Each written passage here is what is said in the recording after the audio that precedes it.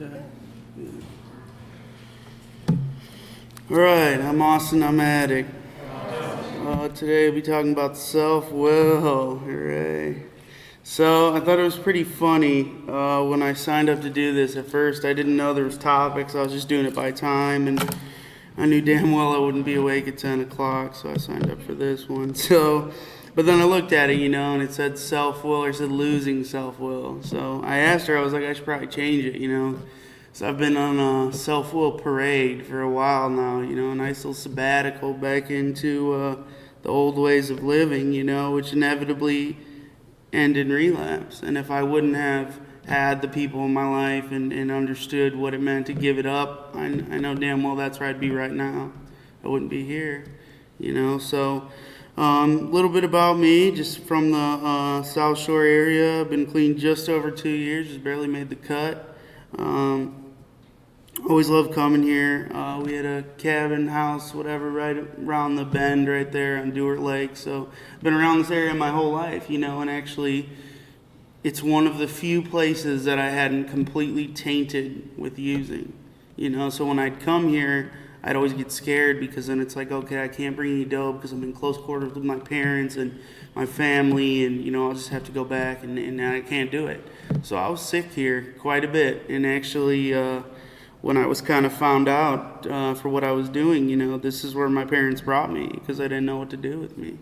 They both walked in on me doing something unsavory in the bathroom, and it was bad, man, and it was real bad. And I just remember those first minutes when I was here, and I knew the sickness was coming, and I started to get that fear and that anxiety. And to me, that's when, self-will runs wild, is when there's a feeling involved, and it's like I'll put so much emphasis on how I feel at any point in time, and that's kind of how I got to the last couple months, last 2-3 months.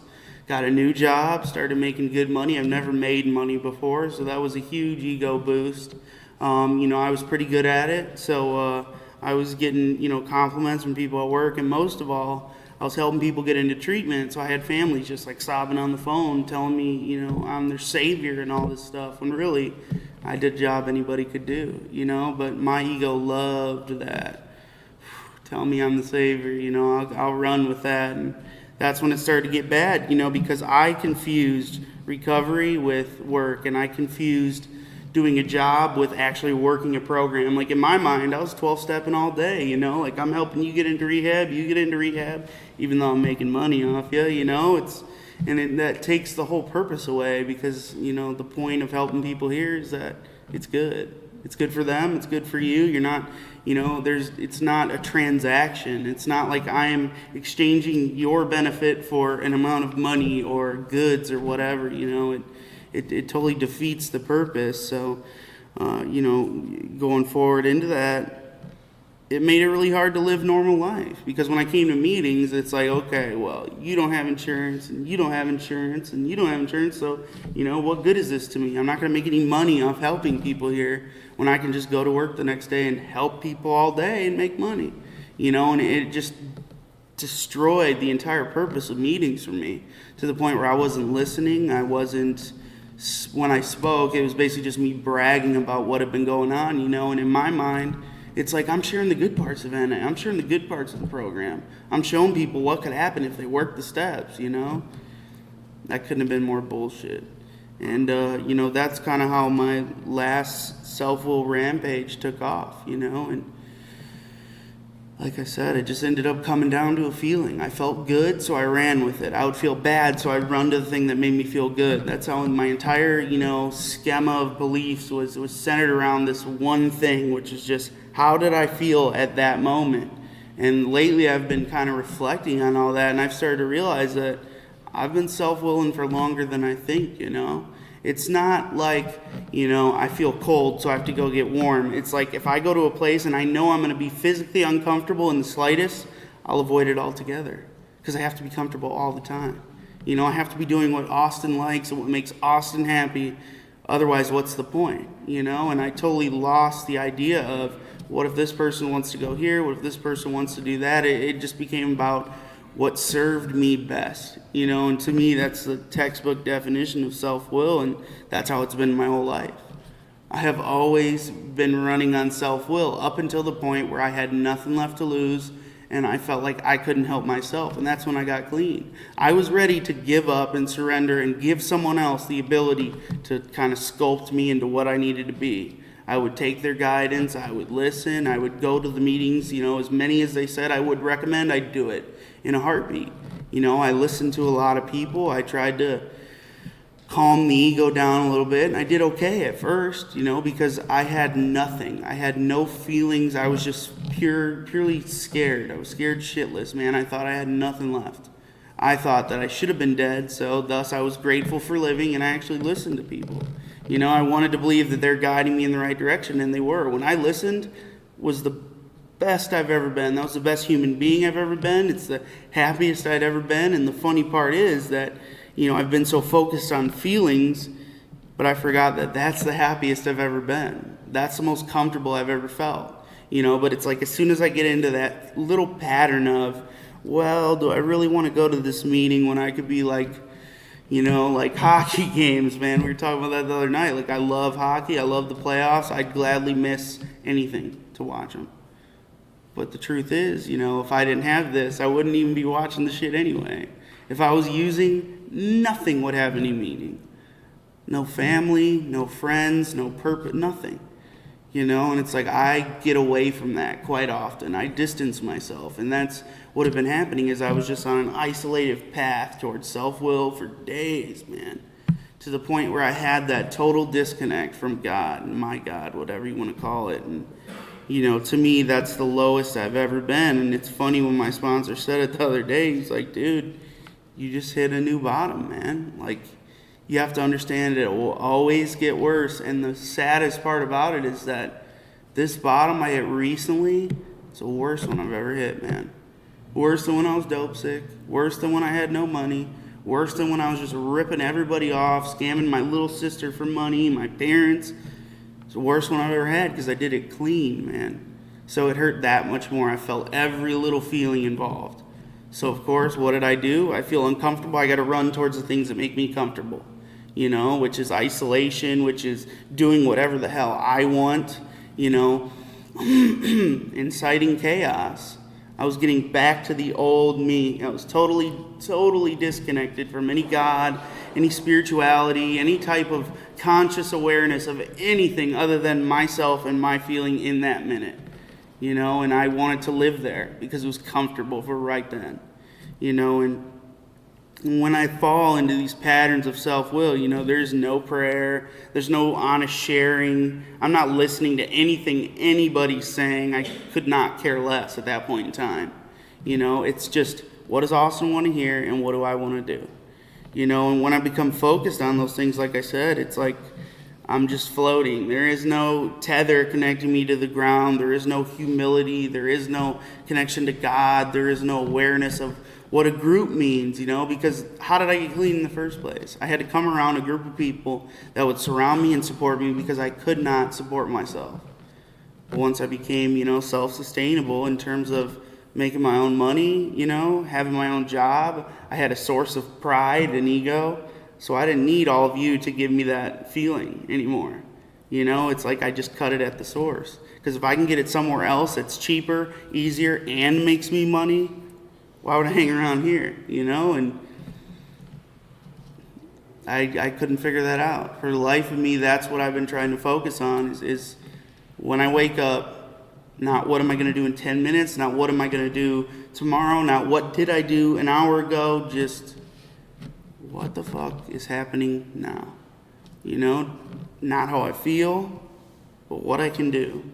And it's like, it's weird because I was getting confused with projecting into the future and just being aware of other people, and that's how I always saw it is that if I'm focusing on what you may need or how I can help you, that's looking in the future. Can't do that. Shouldn't do that. That's bad. I'm going to use if I do that.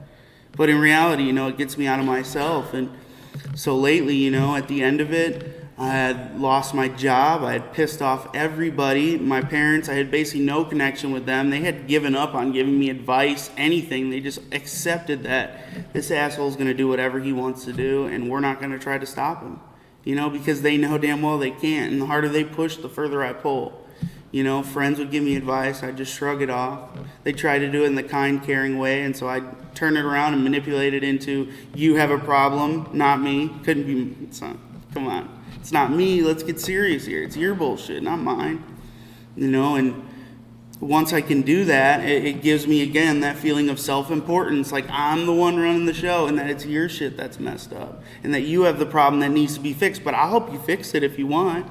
You know, and that's when I start playing God. And that's, to me, the ego is the epitome of losing self-will. That is like the final state that I get to where I just have no peace.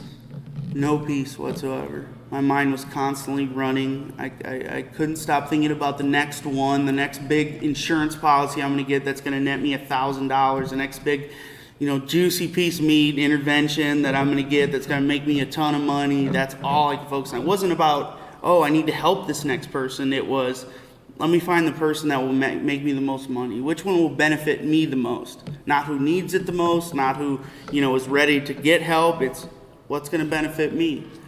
And to do that job, it's just like in recovery. If I come here and just focus on, okay, if I help this person and this person, that's going to help me most. What good is it really doing? Am I going to truly give myself to them and give honest spiritual advice? No. I'm going to manipulate them into doing something that serves me. Or I'm going to bring out some inadequacy in them that makes me feel good because I don't have that. You know, or the worst case is when I project my bullshit onto everyone else. You know, when I feel self-conscious or, you know, I lose my self-esteem and I see someone who's down and out, and instead of going and trying to pick them up, I'll go and I'll try to bring some of that out to make me feel better. Well, yeah, your life sucks. It makes me feel better about mine. You know, and it's a sick way of thinking, man. It's truly shown me how nasty I can be, how manipulative. Like I always knew I was a manipulative man, you know, I always knew that. I always knew I was good at it. But I never realized how just malicious it was, how unnecessary and mean it was, you know, because again, I was never considering anyone but myself. And, you know, when I begin to have that contact with God, that's like the first thing that goes. I stop that nasty streak because I'm praying, and, you know, sometimes I get into a habit of praying for myself, which is okay, you know, in certain contexts, don't get me wrong. But I find myself lately, since I'm on the 11th step, you know, I've been trying to pray for other people. My grandma, she's dying, her heart's failing. My dad just had back surgery like 2 weeks ago. My mom just had knee surgery yesterday. You know, where are these people in my prayers? Where are the people that held me up? Why are they not included in that? You know, and it's just because when I know others are suffering, I can get away with my bullshit. I can get away with my manipulation. I could push it past you. And that's the chaos that I chose to live in. You know, and this program isn't built around manipulation or chaos or any of those things. It's built around love and hope and unity and all the things that I've lost sight of. You know, and when I was let go from that job, man, it's like I had been praying for the last couple days. God, I don't know what to do anymore. I was finally ready to give up my self-will. I was finally ready to listen to something other than this crazy shit going on up here. And I said, do what you have to do to help me. I can't stop myself. This train is rolling, man. As many people know, with me, I either had to be arrested, I had to be knocked unconscious. I had to be, you know, have my dope taken by the police. I had to have my parents find the dope and take it. I could never willingly, openly admit to my problem or stop. I could not do it. Just didn't have it in me. You could not stop me when I was using. I would play that game all day long. And I would pray for it and pray for it. God, just stop me. Please, give me something. You gotta. I can't do this anymore. I'm losing every single person that cares about me. I'm just pushing them away and pissing on them. It's terrible. How can I keep hurting these people that I love so much? And then it hit me. You know? It's like I know they love me a lot, so I can get away with so much more You know, the people that kind of care, if I do something real selfish and push them away, they'll probably say, all right, see you later, and go somewhere else. But the people that truly love me will stay there and tolerate it for a short while until it becomes to the point where it's hurting their recovery. And I've even had people stay where I damn well know I'm hurting their recovery because they care that much. Yet I push them away continually because I cannot be stopped. I don't have any control over this, man. And that's the funniest part is like, my buddy always tells me, dude, the fight is fixed, man. Just accept it. But I can't. I have to fight it. That's me utilizing my self-will. I have to fight it. I can fight it. I can beat this. It's not a big deal. No one's ever done it, man. There's what, millions of us? More than that? No one's ever done it, but I'm going to be the one to do it. That's how I've always been, you know. I have to go headstrong against everything I believe in and everything everyone tells me, you know. And basically, towards the end of it, you know, after praying and praying and praying for God to stop me in some way, shape, or form, my boss comes in, sits me down, I'm sweating bullets. I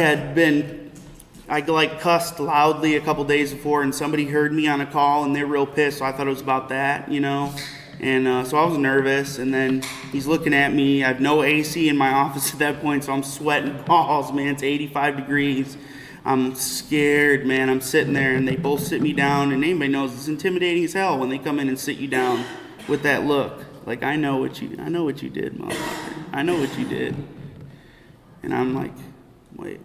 I got to wait till they say what it is because I don't want to admit to it. You know, I'm going to wait to see if I can work my way out of it somehow, you know. And then he's like, dude, is there something you need to tell us? And I'm, no, okay, cool. Maybe they're just going to try to get me to admit it, which I will never do.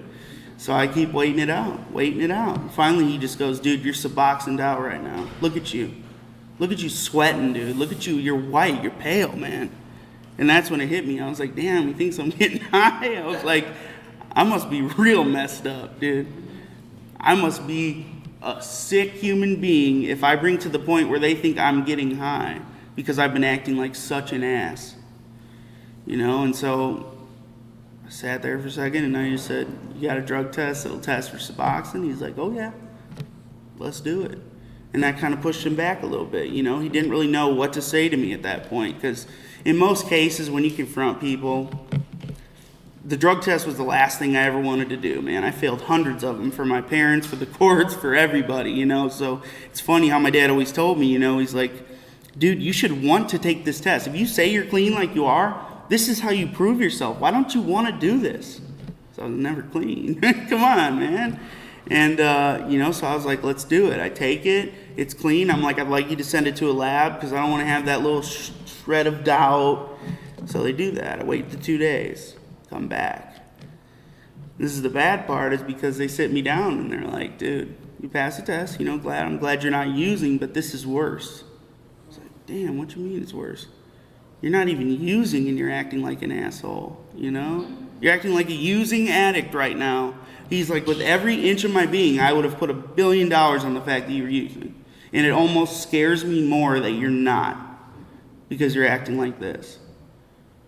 And that's when it kind of hit me. You know, I'm out of control, man. I got nothing left. I got nothing left in the tank, man. I've been fighting everyone and everything. I've been self-will fiesta, man. It was a self-will sabbatical. I was just out doing it, not caring, no consequence. Because I have my own money. Who's going to cut me off? Nobody. I had a good job. Who's going to tell me I can't buy this or that or do something else? Nobody. So then he's like, that's when he's like, I got to let you go, man. I'm like, what? Because I just sat in that office a month earlier and watched somebody get fired and kind of like, was like, what the, that's never happened. I've never been in a room when someone's getting fired, that awkward feeling. And the messed up part is he'd been asking me questions about this person she was using. And I kept telling him, and it's like, okay, I got to look out for my recovery, you know. Pill falls out of her pocket, who's it on? Me. So I told him the truth, and they let her go. And I was a part of that. And then he comes in and says it to me, and I was like, damn, man. Ain't karma a bitch, man. And, you know, the truth of it is not that, it's God's looking out for me, man. And that's when it finally hit me. That's when I finally understood that this fight is absolutely fixed. when I'm running on my self-will, I will never win. I won't even get an inch. I'll delude myself into thinking that I am gaining some ground and that I am winning and I'm doing the right thing and this is working and this is awesome. Got to keep this going. But the truth is, I may make a little bit of money. I may, laugh a little bit with a couple of other, assholes just like me. But at the end of the day, I ain't got nothing left, man. What do I go home with? A little bit of money. What does that mean? Nothing. A couple of people that don't really care about me that I was just joking around with, All the people that surrounded me and tried to help me were gone because I'd pushed them away effectively. My family didn't even mess with me, and they didn't even try to say something. And trust me, my parents, through and through, those people never gave up on me. And they finally had, man. Clean. With 2 years clean. That's what made it sting the most. Because even when I think I'm working a kick-ass program and God's in my life, praise the Lord, this is working, it's not. Because when I feel the need to boast or brag or tell you about how spiritual I am or tell you about all the great things I do or, walk the old lady across the street and then make sure I take a picture so that everybody can see, it's not... Did I really help anyone? Yeah, maybe she got across the street, but, there's I would always when I try to explain addiction to my friends who weren't addicts, I would always tell them, it's like this, man, it's a sickness, somebody drops their wallet, I'll see them drop it, and so I go pick it up, and I know I have two choices at that point, I can either give it back to you, chase you down, and find out whose it is, or I can put it in my pocket. So right away I'm going to think, wow, the right thing to do is give it back to him, okay? I'm going to do that. But then I put it in my pocket. What does it ever matter that I thought about giving it back? It doesn't. Because what did I do? My actions tell people who I am. It's clear. It's demonstrable. You can see it in everything that I do. It doesn't matter what I think in my delusional mind, what I tell people, what I choose to believe, what I want to convince you that is really happening, because that's kind of like the most annoying thing about being here, but the most beautiful thing is that I can't put this shit past anybody. Maybe one or two, because they don't really care, but for the most part, everybody sees right through this facade, man. They know I'm not happy. They know I'm not feeling truly confident, that I'm just acting cocky because I'm being insecure. They know that I'm just running on this fire that is about to burn out, that is self-will. They know that I've lost my connection with God. They know I haven't been praying, but what are they going to do? Tell me to pray? Everybody knows how that goes. When I'm told what to do, I do the opposite on principle. Smart thing to do, right? It always seems to work out. The truth is, with this whole thing, and at the end of it, is that, what did it come down to? It came down to me driving away from that job, all my shit in the back seat, fighting back tears, calling my buddy Dennis, trying to get a hold of him, and at that point, it was like, man, I don't want to feel like this. And the second I thought that, I was like, what's coming next, man? A big fat shot of dope, on the west side. And so I parked up at his house, called him like 18 times. He was sleeping, and I just kept calling him. The second he answered the phone, he thought I was kidding at first. I was like, dude, I just got fired. And he's like, shut up, dude. What are you doing? I'm like, dude, I just got fired. He's like, that's not funny, dude. Just shut up. What are you doing? I'm like, dude, I just got fired. And he kind of heard it. And he was like, don't mess with me, man. Because we mess around all the time, And so he's telling me, he's like, dude, don't mess with me. And that's when I started to choke up. I was like, man, I want to get high real bad right now. This is the only thing I want right now. I don't know what to do, man. I got nothing. Got nothing in the tank, nowhere to go, nothing to pray to, nothing to even say if I did pray. And I got a whole bunch of money and a car and a phone number that I will never forget. I don't know what to do, man. He's like, you're doing it right now, dude. Just stay right there. Turn that shit off, throw your keys out, do whatever you gotta do, chain smoke 8 cigarettes, just do it, dude. Just sit right there, do not leave there. I'm gonna take a shower, I'll be there in 10 minutes. Sure enough, he did, man. He came out. And it's like the second that I said those words, I want to get high real bad right now, it was gone, man. I didn't want to get high anymore. I still thought about it. I was still thinking, okay, is it a good idea? I was weighing the pros and cons and thinking about how I'm going to get away with it. And when are my parents going away? I could get the dope, save it for 6 days, do a little bit. I'll just do one shot before I take a shower. I'll take an extra long shower when it's real hot, so I'll do some eye drops and I'll come out, pretend I'm real tired, go to bed, do 2 more bags later when they're sleeping. Dude, that party don't work, man. That committee is full of idiots. But I listen to them because it's the only voice going on. When I shut out the voice of God, higher power, whatever, that's the only voice I'm hearing. And when that's the only voice I'm hearing, man, I'm in trouble.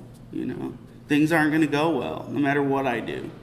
Even if I do the right thing and reach out, I'm still going to want to listen. I'm just going to do that for show. And this was the first time I feel in 2 months when I called him and I reached out and I said those words that I was truly, truly doing the right thing. It's the only time I felt like that. Through helping all those people get into treatment and hearing all those families cry and I never, not once, thought I was truly doing the right thing. Because I know damn well there was a better low-cost option for them that wouldn't have broke the bank. I know there's a better treatment center for half the price, but it didn't suit me. I know there's things I said to tons of people that I could have said differently or probably shouldn't have said at all. But I still said them, and I can't take any of that back. I can't even apologize because sorry doesn't mean shit anymore, That word's been used up, man, and thrown out a long time ago. What I can do, is start to pray. What I can do is try to act a little bit differently, because as long as my intention is there, I'm on the right track. It's like with anything. If I use any substance, any action, any behavior, any feeling with intent to change my mood or feel a little buzzed or do this or that, that's a relapse. I may count my clean time in terms of drugs that I've consumed or substances, but dude, I relapsed on behaviors a long time ago, man. I was relapsing since like 8 seconds clean, but the point is that as long as I don't get high, I still have the chance to make it a little bit better, as long as I don't do that one little shot of dope to one bag, it's gonna be one, come on now. As long as I don't do that, I have this chance, I can come here and fucking say one thing, hopefully someone gets a little teeny second out of it that's like, okay, I kind of get that, but this dude's an idiot, it's whatever. I still have the chance to be here, I still can come out to this beautiful place and be around people. Like, I'm not a camper, okay? So I'm not good at camping or tents or any of that stuff, but when I come here, I do feel better just when I pull in, man. Because I know pretty much everyone's going to feel happy, everyone's going to be in a good mood. Everyone's going to, just be happy to see me because I showed up. And that's how it should be all the time in my head. That's how I should be all the time. I understand that having excessive expectations isn't realistic, but man, if I stay on the prayer and I truly ask to lose my will, to take something, take nothing and give up everything, then I'm going to be all right, man. Lately, I've been able to pray. Last night, I said a legitimate prayer. I actually asked right before this, so like, God will speak through me, so I don't push my self-will onto everybody else, because my first instinct is to, first of all, manipulate people into laughing and then get them to sigh a little bit, because my boss always told me, if you can make them laugh and cry in the same conversation, you're the best. And that's what I inevitably turned into at meetings, man. I was selling myself at meetings. Buy into this persona, buy into this facade. Because it was total self-will, man. It was just me running on absolute empty, hoping that someone would stop me and save my life, man. Because if I kept going at that pace, I'd most likely be in a box with people walking by me right now, man. Because if I would have got high the other day, I would be dead, man. I know damn well I don't have another recovery in me. Come on, now I barely made it here, man. And I'm only 24. Dope took a lot of years of my life, man, but I don't have to give it the rest. I don't have to give those behaviors the rest of my life. I don't have to give self-will a minute of my time. But there's going to be times where I choose to. There's going to be times where I relapse, behaviorally. There's going to be times where I just make some mistakes, and that's the beauty of this thing is that people are going to be there to listen no matter what I do or what I say. They might not like it, but they're going to be there to listen. and as long as I can get somewhat honest and pray that things will just be a little bit better, through taking God's will and giving mine up and understanding that this feeling doesn't run my life. This feeling of hot or cold or uncomfortable or happy or sad, it should not be number one priority for me. It should be so far down, dude. It should be the last thing I'm thinking about. The first thing I should think about is others. Second would be self and preserving my sobriety, clean time, whatever you want to call it. Third would be preserving my sanity, that shit's hard. 4 would be maintaining, the life that I've built, which is showing up to meetings, being a productive member of society, being kind to other people, helping other people get by. Because so many people helped me get by, man. And I've given very little back. I've been a taker my whole life, man. I've been enabled my whole life, and I ran with it.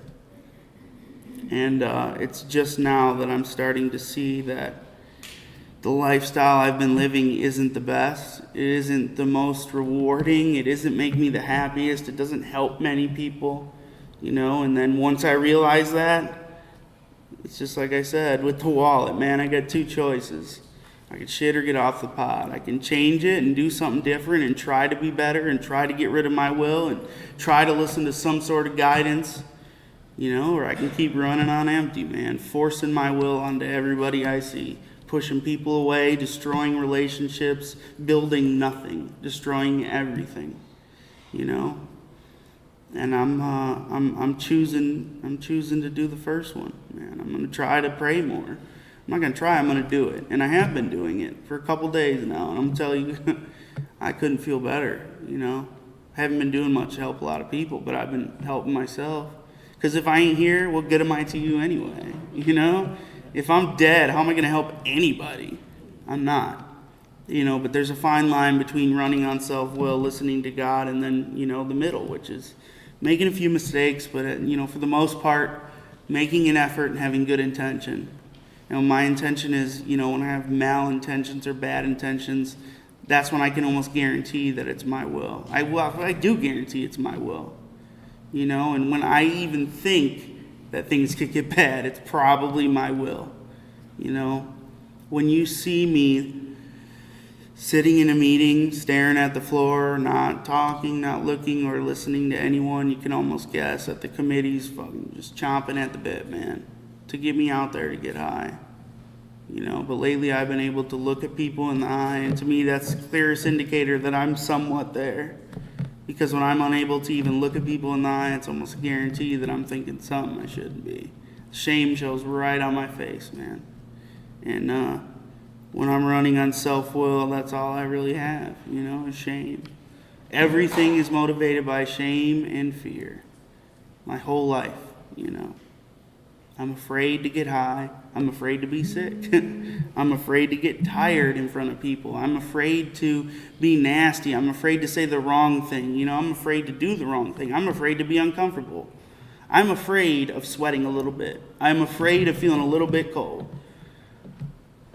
I'm afraid of everything, man. I've been living through fear, and that is not the way to live, I'm so grateful for everything I have, man.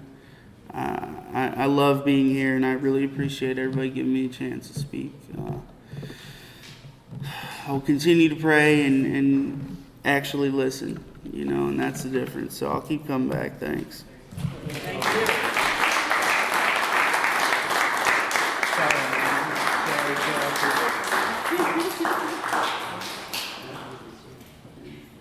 Thank you very much, Austin. Can I introduce our second speaker, and his name's Eric.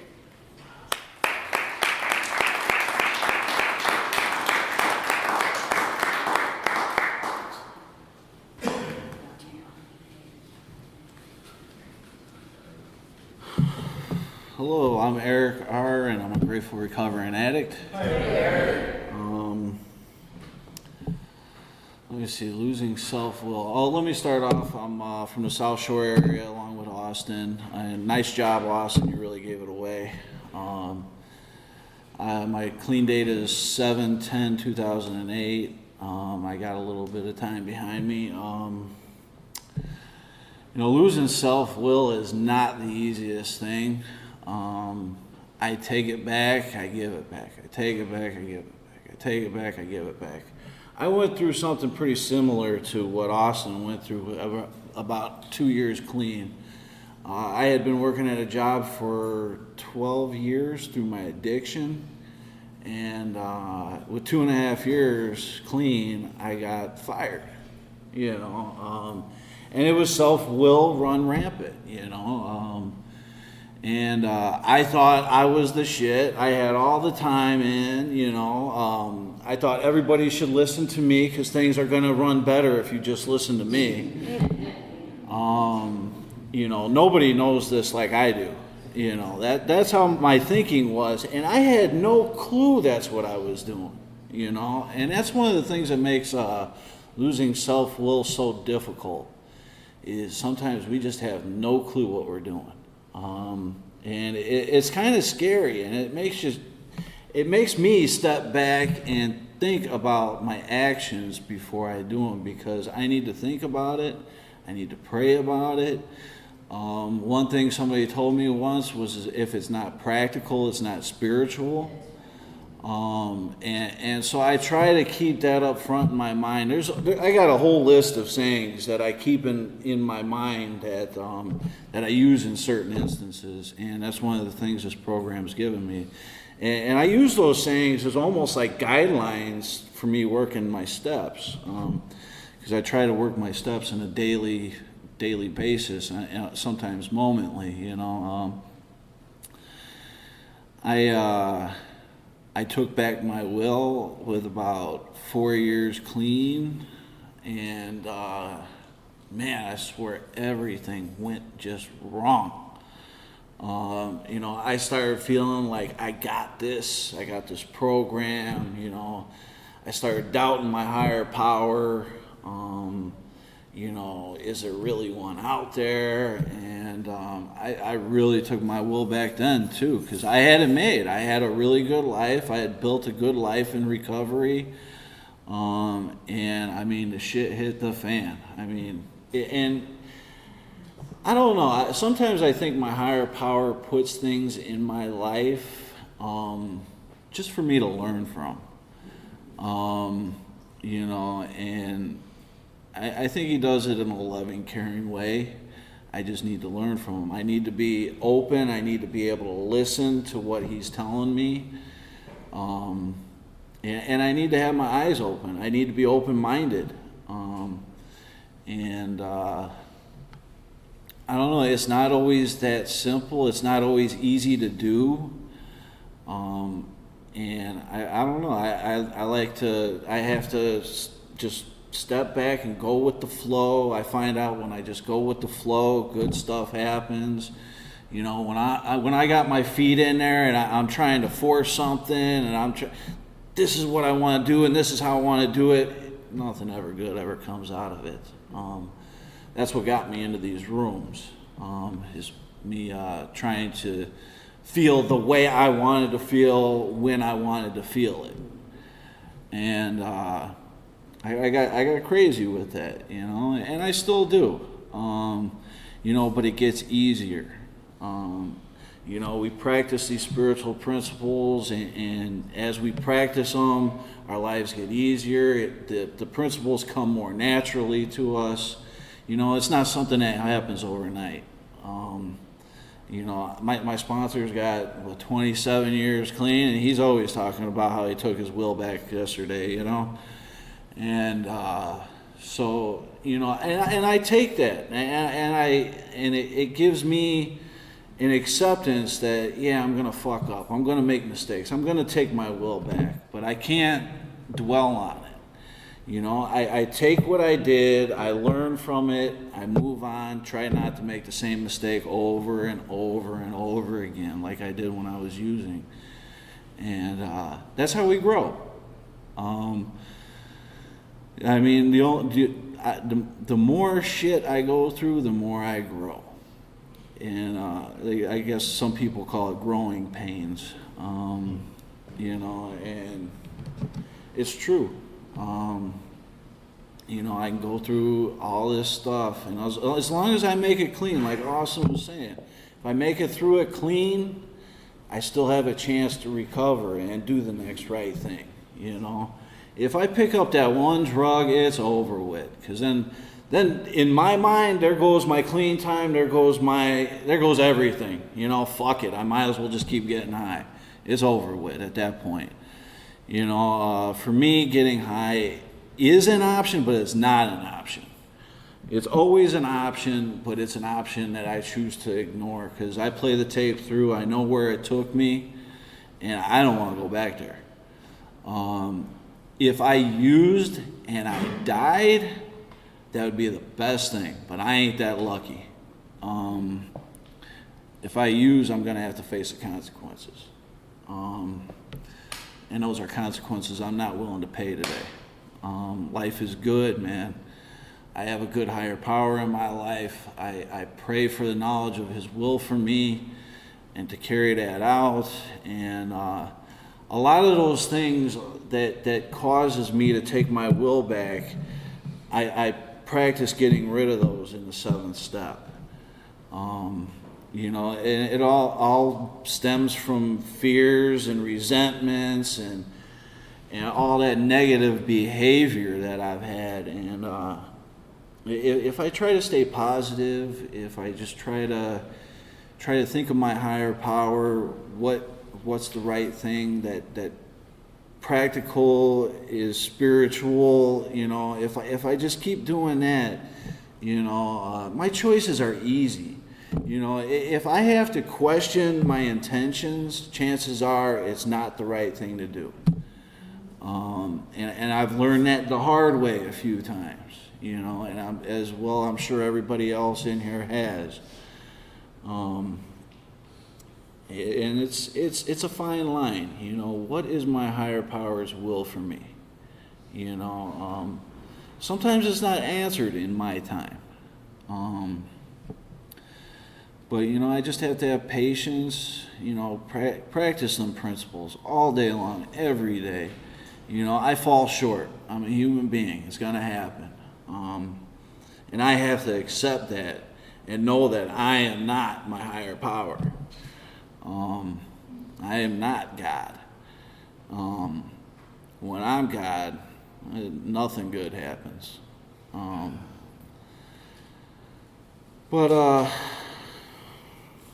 See, we got 18 minutes left.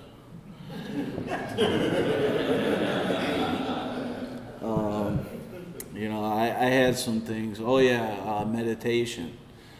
When I practice meditation, I get balanced. When I get balanced, I have a better grasp on what my higher power's will for me is. I'm not very good at meditating. I wish I was. It's hard to quiet your mind and just listen. You know, it's easy to get up here and for me to talk and to, you know, talk about my experience, strength, and hope. But for me to sit down, shut up, and just clear my mind, it's sometimes next to impossible. But again, it goes with practice. And this whole program is nothing but practice. It's a way of life. It's brought me the highs that I've gotten in recovery are way better than any dope I've ever done. I've done a lot of dope, but nothing ever better than working a step and going over it with my sponsor, and it's just such uplifting feeling, and it doesn't go away in 20 minutes, you know. It sticks around and it stays. But one of the things I do have to remember is this too shall pass, good or bad. And I love that saying. That's another one of my sayings that I keep in my head at all times. You know, no matter how good I'm feeling, no matter how bad I'm feeling, it's going to pass. You know, something else is going to happen. Life keeps moving. And I just try to take everything and enjoy it, or try to work through it. I really don't work on a whole lot of self-will today. When I was at that other job, I was running the place, And then a new guy came in with so many years experience, and I tried to tell him how to do it because he was my boss now. But now I have a boss that I love and respect, which you don't get that at too many places. And, you know, it's easy for me to listen to him, you know, and to not run on my will. I don't get carried away today. Because I can get carried away. I do a couple little things and I do them right, you know, and oh man, I'm the shit. You know, everybody should listen to me. But I've learned that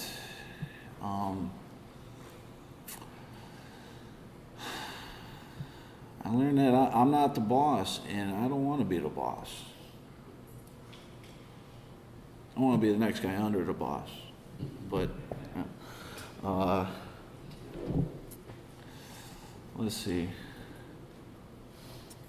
I had something else I was thinking of. But I don't know. I'm just going to wrap this up. I think the meeting ends at 2. What time is it? Or 2:30, I mean? What time is it? It's like 40, I got 15 minutes. Oh, we got 15 minutes? Oh, okay. You know, like even with this coming out here, you know, I wasn't going to come, but then all of a sudden there was just this last minute, hey man, see, I don't camp either. And Austin asked me to come out to his lake house, and I got a bed, and that's how I like to camp. So it was last minute, and to me that felt like God's will for me. It didn't feel like my will. I wasn't forcing it, you know, and I was like, okay, let's go, you know. I've been here once before.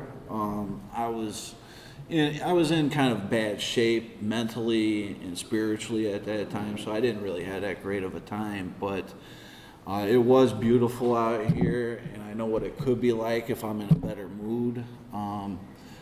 So I decided to come, you know, and that was another thing is when we wrote our names on the thing to speak here today, and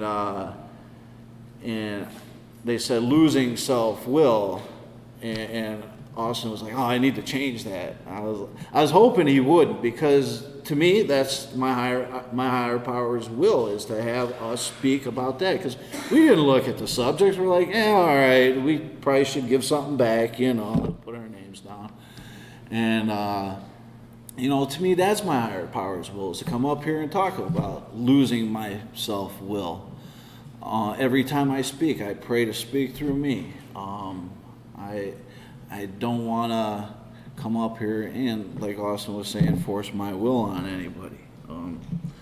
I just try to speak from my experience, strength, and hope. And my higher power's will is working them steps. You know, I work them steps. I get a better feel about what my higher power wants from me and how he wants me to behave. You know, I write out a whole list of defects of character and ask him to remove those from me. And that's where I get my higher power's will, because when I get rid of these defects of character, that's all that's left. I mean, there's a list like this, and then you take all that away, and I'm left with my higher power's will, not my will. And it gets easier. I'm not gonna lie and say it's easy, but it gets easier. It's all through practicing the spiritual principles and the 12 steps. And I'm grateful for the opportunity to come up here and share. I've never actually stood in an event and shared before. Thanks for putting this program on. This We Grow with Love. It's a very nice event. It's beautiful out here. Thankfully, we have beautiful weather today. You know, I'm grateful for all these things. And they tell me a grateful addict will not use. And I'm grateful to be an addict, because otherwise, if I hadn't been an addict, and if I hadn't gotten into these rooms, I would be running on my self-will the rest of my life. You know, now I have an opportunity to grow and to be close with my higher power. And nothing is compared to that. So I'm grateful for these 12 steps and these meetings and all the people in them, and that's all I got.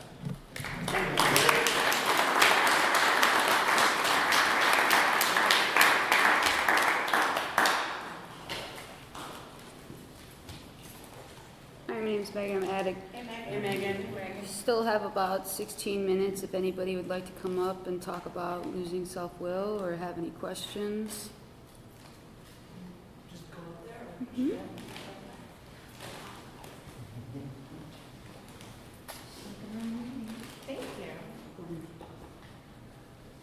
This probably doesn't surprise some people that I'm up here because I'm not shy. I don't really like the microphone. I'm Christine. I'm an addict. I'm grateful that I'm able to be here. I actually just had my shift changed at my job, so I was working Saturday through Wednesday night. And, last year I wasn't able to come here, and, I was really excited about coming here. And, I love camping. I love the outdoors. I don't like the bugs. As far as the topic is concerned, losing self-will, I've been thinking about my dad a lot. My dad is a significant person in my life. My father took me to my first meeting ever, and that's something that nobody can ever take away from me. To have that experience, to sit in a place like this, to have the basket passed around, to hear a message of hope. I don't remember what was said. I don't remember, what was really going on, but I do know that I was with my father and his sponsor and friends or whatever. But, my father suffered with this disease for a really long time. I wouldn't wish his journey on anybody. And I do know that I am his daughter, and God forbid, I make that decision to, go out there and use, I'd be just like him, if not worse. And my father has 3 sisters. I struggled to say sisters because they did not show up in his life. They had the same father, different mother. And they couldn't even call to say happy birthday or, wish him a Merry Christmas or just to call just to see how he was doing. And, there was a time where I made the decision in recovery that when that time came when my father passed, I didn't want nothing to do with them. I just really didn't want them to know. People might be like, oh my God, how horrible. You didn't even want your father's sisters to know, that he passed on. And I believe there's a reason for everything, I really believe there's a reason for everything. And, I moved here from New York in 2013, and I went to see my family a couple times in 2013 and 2014. And from December of 2013 to August of 2014, my father's health drastically deteriorated. And this man that just shared, said, I'm not God, but I've worked in the healthcare field long enough to know that, when somebody's, going, I didn't know how long. When I saw my father in August of 2014, I really thought that was going to be the last time I was going to see my father alive. By the grace of God, I went to a convention the end of October, and I was able to see my father. He got to meet my significant other. Brought a smile to our face, made us laugh. And December 9th of 2014, I got a phone call in the morning, saying that my father passed away. And within a few days, that thought of not calling his sisters was still there in my heart, still there in my head. Me and my mom made the agreement, we're not calling his sisters, and we're not letting them know. And within a few days of maybe having 2 conversations, one with my supervisor, who is going to be 22 years old, and one being with my sponsor, by the grace of God, I changed my mind and, made the decision to, call 2 out of his 3 sisters, and all 3 sisters, showed up to pay their respects to, my family and say goodbye to their brother. I also had another experience. I was molested by a cousin at a younger age, and I was able to confront him, and he apologized. People it might go either way. He might be like, oh, you're crazy, I don't know what you're talking about, to be, denial about it. So I was prepared for that, and I wrote him a letter prior to moving here, and I was able to give it to him.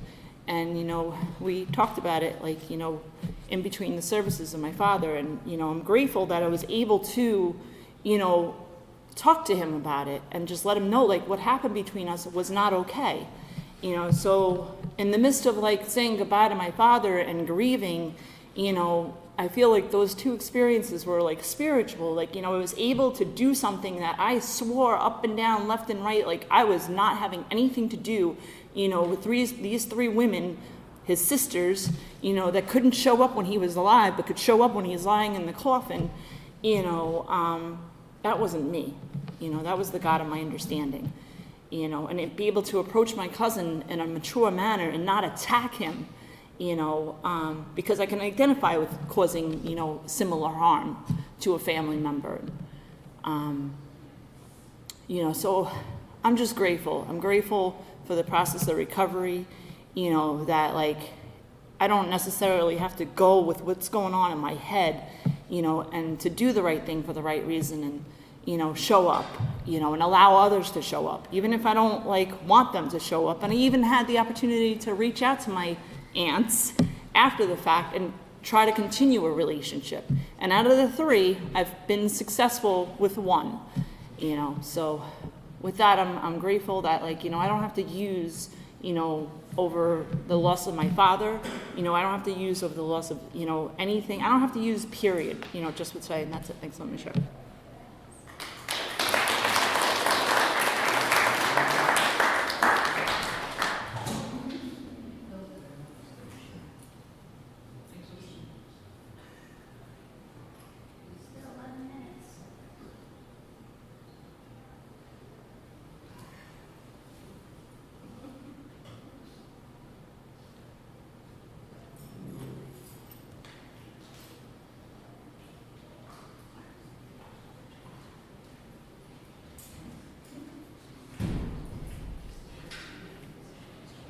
I'm gonna call Gabby. Here from Cincinnati, and it's so. Thank you. This is my 18th year here, but yeah, it's funny because I wasn't going to share because I was just like going through my head about self-will and righteousness. The longer we stay clean, the less self-will is about. For me anyways, it's less about, getting my way on this or getting my way or trying to manipulate or control in so many ways, except for like feeling like, I'm doing the right thing and damn it, why aren't you doing the right thing, and getting swept up in that, And I'm, part of me is upset this weekend, because like I said, this is my 18th or 19th year here, and this is the first year that I'm not staying here because my dad is sick, and my dad is a big part of my life, and I've been talking to him every day for the past 12 years of my recovery. I once heard somebody talk about, keeping an eye on your father and calling him every day, and I'm like, that's a good idea. My dad has PTSD and a lot of stuff, and so I started doing that. It was a living amends to my father, and I keep it up. And now he's been in the ICU for about a month and a half, and I haven't been able to come, and I've been really struggling with that because I have 2 small children and a husband, and I'm the type of person my oldest son is about 7, so at 7 years ago, when I became a mother, my self-will started amping up because it's just like, okay, I work full-time, I have a career, I have a husband, I have a child, I have sponsees, I have all these things, and I thought I was doing really well with self-will until, like, I had to manage all this shit, It's like, okay, I'm ready, and, kind of took the second tradition and threw it out the window. It's like, okay, I am self-governing this motherfucker, and, and, grand things happen, I had parties at my house and small children coming and making, having, painting artists doing all these things and going to work and getting promotions and all this wonderful stuff. And then when I saw my husband just staring at me through this whole process, because we've been together for 17 years, we go. 17 years.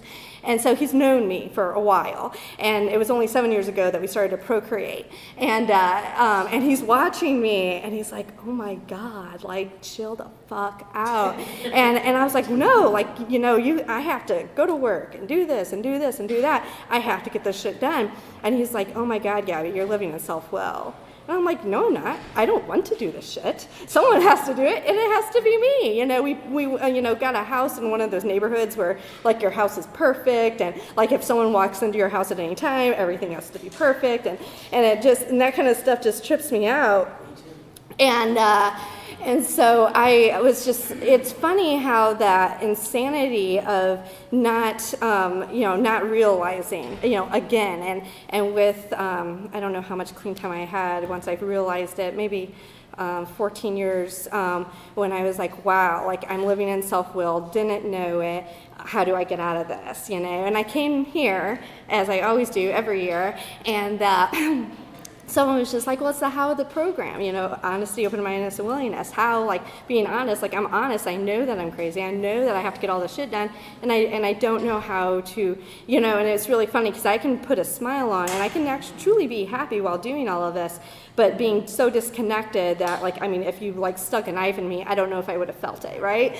So, how do I get back to me, you know? And it trips me out because, like, in the Midwest, I don't know if you guys have been feeling this, but it's like areas have been totally suffering, you know? It's like the people that, there's people clean, and there's people with time, and there's people with some time, but, like, the unity, at least in Cincinnati, has fallen, you know, and it's like you go to meetings and you know each other are clean, but it just doesn't feel like it did, you know, many years ago, at least not to me.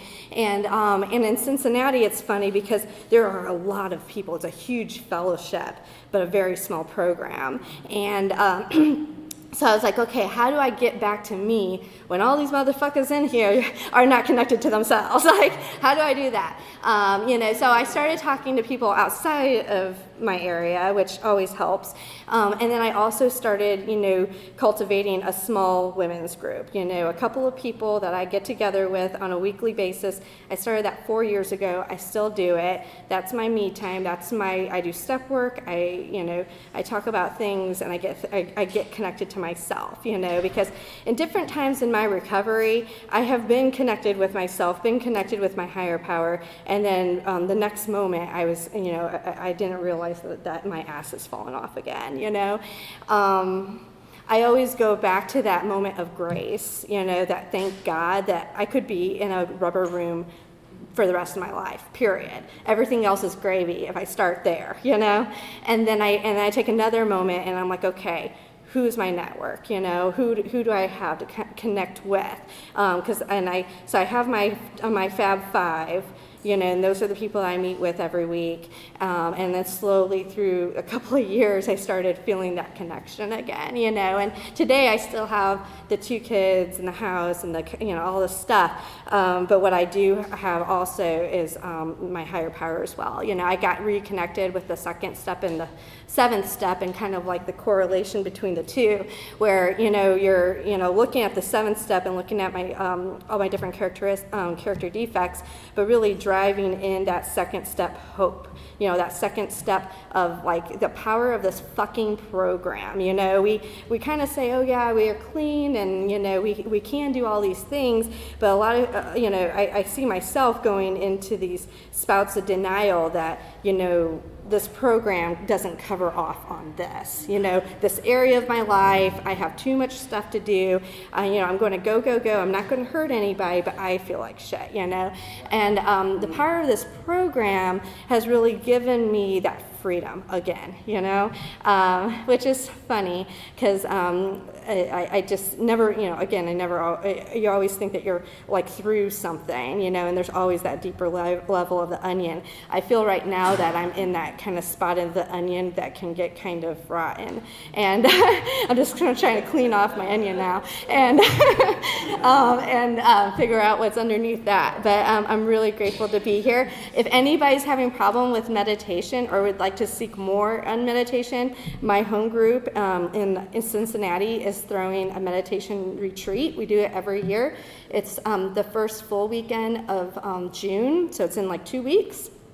And it's really cool. It's where we go. We have, guided meditations. We have meditations from other, different paths. And, it's a really good time. It's a good way to, get focused, get centered, and find your own path. So if you want to talk more about it, let me know. That's all right.